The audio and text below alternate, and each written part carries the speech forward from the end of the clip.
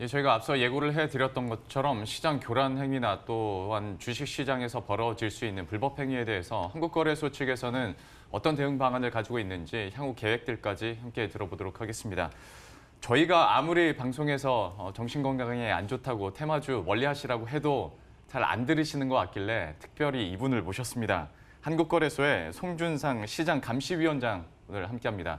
어서 오십시오. 네, 안녕하십니까? 안녕하세요. 본격적으로 제가 질문을 관련해서 드리기 전에 이제 기재부와 금융위원회 거쳐서 이제 한국거래소 오신 지 이제 한 1년 됐다고 들었습니다. 네, 그렇습니다. 1년간의 소회부터 한마디 해주시죠. 네, 말씀드리기 전에 먼저 시장감시위원회에 대해서 잠깐 소개를 드리면 시장감시위원회는 우리 자본시장의 CSI라고 할 수 있겠습니다. 좀 더 쉽게 말씀드리면 한국거래소를 통해서 이루어지는 모든 그 거래에 대해서 저희가 과학적으로 분석을 해서 불공정 거래를 적출하고 분석을 해서 이를 검찰이나 이런 제재 기관으로 넘기는 그런 역할을 하는 기관이라고 하겠습니다. 예.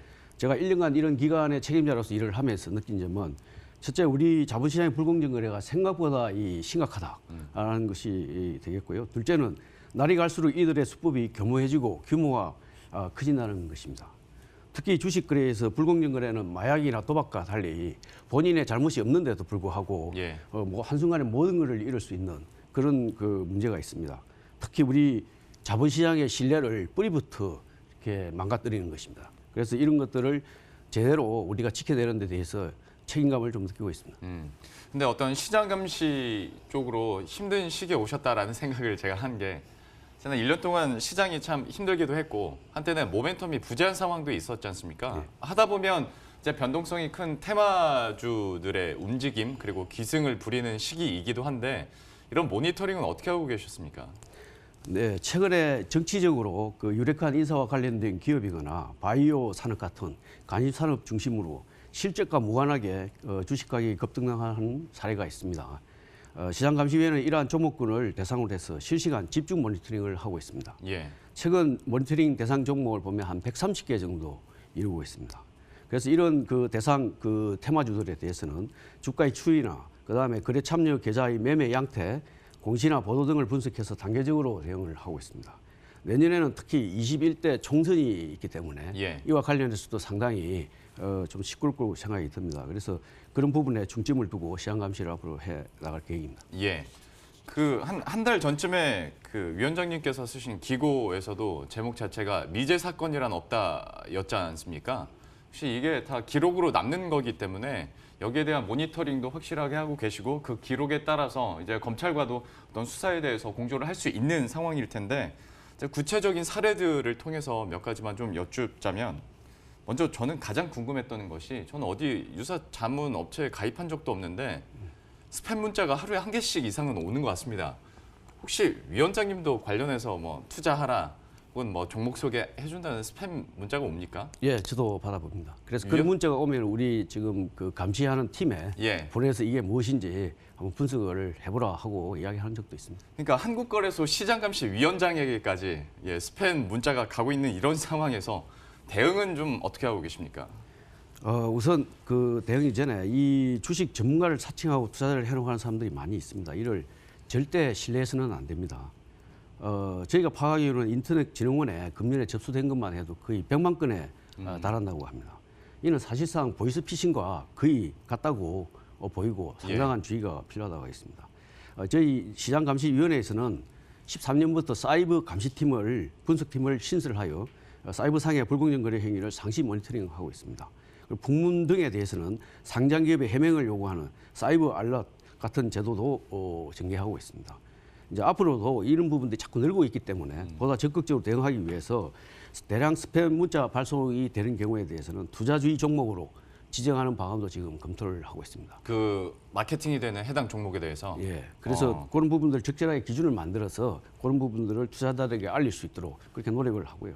이와 함께 이제 이런 보이스피싱이나 이런 부분들을 지금 주관하고 있는 게 이제 한국인터넷진흥원인데요. 예. 이와도 공조를 해서 거의 이 부분은 보이스피싱 수준으로 저희가 앞으로 관리해야 되지 않느냐 이렇게 생각합니다. 저번에 한국인터넷진흥원장과도 한번 대담을 할 기회가 있었는데 그쪽도 참 이와 관련해서 고민이 많더라고요. 예. 여기에 대해서도 좀 공조가 많이 필요할 것 같습니다.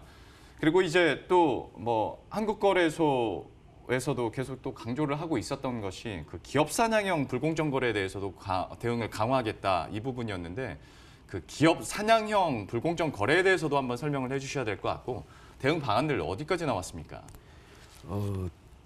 이제 기업 사냥형 불공정 거래라고 저희가 이제 새로 이제 개념은 정립을 했는데요. 이거를 이제 간단히 말씀을 드리면은 거의 자기 자본 없이 기업 경영권을 장악한 다음에 대규모 자금 조달을 하는 형식이나 아니면은 호재성 뭔가 있는 것처럼 보도를 내고 예. 이렇게 호도해서 주가를 부양한 다음에 이 부당 이득을 취하고 또 회사 내에 있는 여러 가지 여유 자금이나 이런 것들을 횡령, 배임해서 결국은 기업을 모두 형폐시켜버리는 그런 아주 악질적인 불공정 거래입니다. 예. 그래서 저희가 이번에 그런 개념을 전체적으로 다 분석을 해가지고 그런 것들이 단계별로 어떤 특징이 있는지를 저희가 지금 감시를 하거나 심리를 할 때 그런 부분들을 지금 집중적으로 보완을 하고 있습니다. 그래서 특히 지금 금년에는 우리가 기획감시팀이라는 걸 신설해가지고 기업 사냥형 불공정에 집중 감시를 실시한 바가 있습니다. 그래서 금년에 약 27건이 그 불공정 지금 기업 사냥형 불공정 거래로 저희가 적발해서 지금 조치를 지금 하고 있습니다. 예. 그런데 이제 사후 대응도 물론 중요하겠습니다만은 일이 벌어지고 난 후라면 개인 투자자 같은 경우에는 뭐 손해를 본 이후일 수도 있을 테니 사전 예방 차원에서 할 수 있는 예방법은 없을까요? 이게 이제 도둑질을 하기 전까지는 도둑으로 보기 어렵기 때문에 예. 구조적인 사실은 문제가 있습니다. 그래서 저희 생각에는 이 근본적인 예방을 하려면은 무엇보다도 이 불공정 거래를 시도하는 세력들에게 결코 성공할 수 없다, 이익을 얻을 수 없다라는 것을 분명히 인식시키도록 하는 것이 대단히 중요하다고 생각합니다. 그래서 이런 부분들을 우리가 물론 한꺼번에 다 할 수는 없겠지만 지속적으로 필요한 방안을 강구를 해서 이런 그 불공정 거래 발생을 차단할 수 있도록 노력해 나갈 계획입니다. 이와 함께 지금 결국은 투자자들이 기업 사냥형 불공정 거래 특징을 잘 인지하고 이를 피하는 것이 근본적으로 막는 방법이라고 하겠습니다. 이 기업 사냥형 불공정 거래의 특징을 보면 최대 주주가 변경된 후 대규모 자금 조달이 시도되고 또 뒤에 이어서 신사업 진출 공시 등 각종 호재성 공시가 따릅니다. 그런 다음에 투자를 유인해서 최종적으로는 불공정 거래 세력이 빠져나가는 그런 패턴을 보이고 있습니다. 또한 이 경영권이 불안정한 기업이 주 타겟이 되는 그런 경우가 많이 있습니다. 그래서 투자자들께서는 이러한 부실 기업에는 가능한 투자를 제한하시고 투자 전에는 반드시 공시 내용을 면밀히 확인한 후 투자를 결정해 주시기를 부탁드립니다. 혹시 그 불성실 공시법인 같은 경우에도 기업 사냥형 불공정 거래 그 범위 안에 들어갑니까? 네, 그렇습니다. 그러면 불성실 공시법인에 대한 처벌을 강화하고자 하는 계획은 아직 한국거래소에서는 없는 건가요?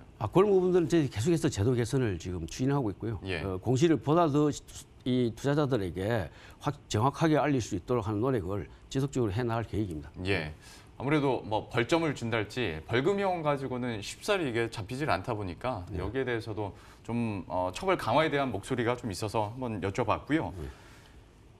이 기업에 투자하는 투자자 입장에서도 정말 솔직히 말씀드리면 그러니까 어떤 시세가 붙어서 한번 점프해 주길 바라는 게 또 개인 투자자들 그러니까 그것을 목적으로 한 투자자들도 분명히 있을 거라고 생각을 합니다. 그러니까 이런 어떤 시세 조정 행위를 하는 사람도 그렇고 이걸 기대하는 사람들에게 좀 한마디 해주셔야 될 것 같아서요. 국내 정치의 구조적인 사실 문제가 저희들 고민도 개인 투자자 비중이 높다는 겁니다. 그래서 12월 10일 현재 거래량 기준을 보면 약 87.8%가 개인 투자자입니다.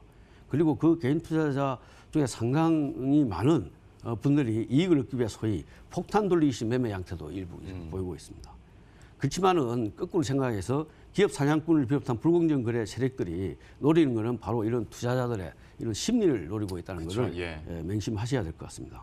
그래서 시장감시위원회는 이런 개연성이 높은 종목에 대해서 다양한 방법을 통해서 수시로 경고를 하고 있습니다.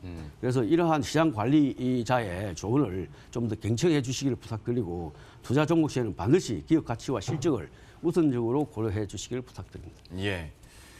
그리고 저도 요즘에 뉴스 보니까 거래소 어떤 심리 내용을 금융위원회 통해서 이제 검찰에 바로 가는 이런 패스트트랙 방식 좀 늘고 있다고 들었습니다. 이유가 뭡니까?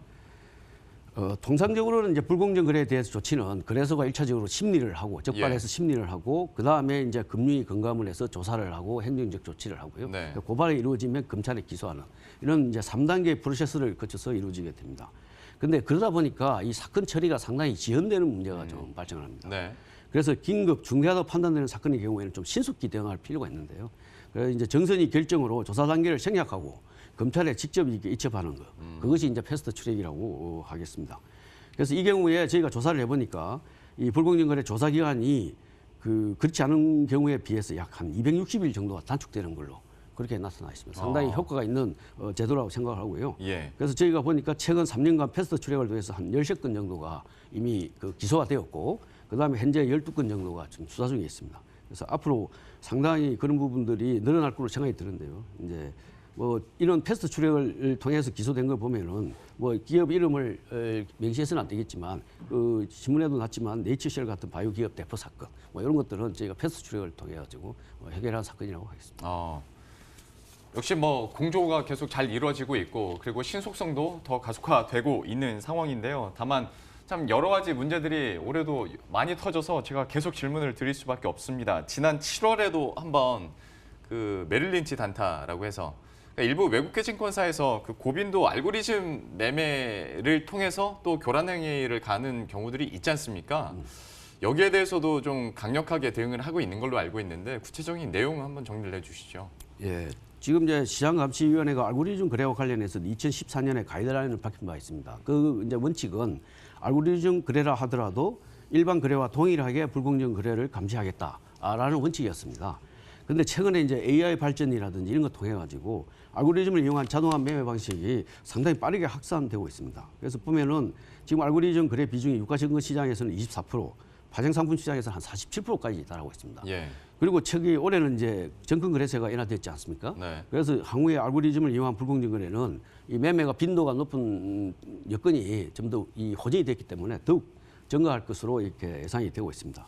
그래서 이러한 이 여건 변화에 대응해서 시장감시위원회는 알고리즘 거래에 대한 모니터링을 더욱더 이제 강화하고 차별화된 그런 시장 감시 기준을 지금 마련할 계획으로 있습니다. 예. 지금 준비를 하고 있습니다.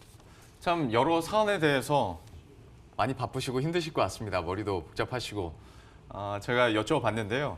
마지막으로 우리 시청자 여러분들에게 또 연말이자 신년을 앞두고 있는 상황이니까요. 어떤 시장의 이런 교란 행위에 대해서 앞으로 한국거래소 측에 대한 입장들, 대응 방안들 정리해서 우리 시청자 여러분들께 한마디만 마지막으로 해주시죠. 네, 알겠습니다. 하여튼 뭐 최근에 우리 주식시장이 뭐 여건이 좋지 않은 점에 대해서는 저도 안타깝게 생각하고 앞으로 잘 되기를 바랍니다. 근데 이제 이 불공정 거래와 관련해서는 우선 우리 투자자들에게 두 가지 점을 말씀드리고 싶습니다. 예. 첫째는 대부분 불공정 거래는 개인 투자자들을 대상으로 하고 있다는 겁니다. 그 점을 좀 유념을 해주시고요. 두 번째는 단기 급등 종목에 대한 투자 위험이 매우 크다는 점입니다. 2018년 주가 급등으로 이제 투자 경고나 위험 종목에 지정된 저희가 146개 종목의 연말 주가를 살펴봤는데요. 예. 130개 종목 약 90%가 지정 당시 주가를 유지하지 못하고 평균 44% 이상 하락한 걸로 나타났습니다. 그래서 주식 투자는 도박이 아닙니다. 적정 수익률을 목표로 본인의 판단과 책임하에 이루어지는 합리적 투자 수단의 개념으로 접근해야 된다고 생각을 합니다. 항상 시장감시위원회의 경고를 주시하시고 신중하게 투자를 결정하시기를 부탁드리고요. 가급적이면 직접 투자보다는 전문가를 활용한 간접 투자 등의 방법을 이용하실 것을 권해드립니다. 예. 이렇게 위원장님의 또 마지막 조언까지 함께 들어봤습니다. 지금까지 한국거래소 송준상 시장감시위원장과 함께했습니다. 오늘 말씀 고맙습니다. 네, 감사합니다.